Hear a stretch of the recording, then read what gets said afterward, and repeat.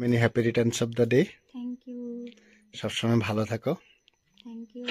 Hello guys, এই ভিডিওটা ছিল রবিবার রাত্রে ঠিক 12টায়। বর আমাকে সারপ্রাইজ দেওয়ার জন্য একটা কেক নিয়ে এসেছিল। প্রথমে আমি উইশ করে নিয়েছিলাম আমার মনের কিছু কামনা, তারপর সোনাকে নিয়ে কেকটা কাটিং করলাম।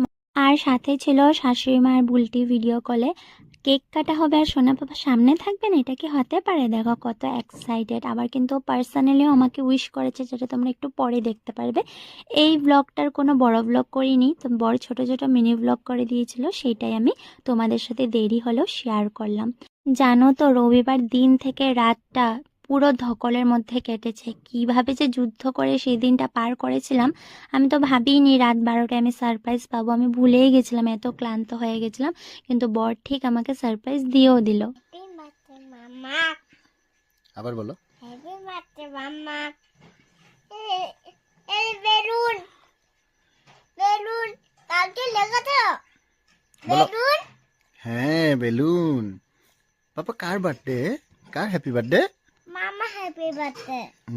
মামামকে একবার হ্যাপি বার্থডে বলে দাও। হ্যাপি বার্থডে মামা।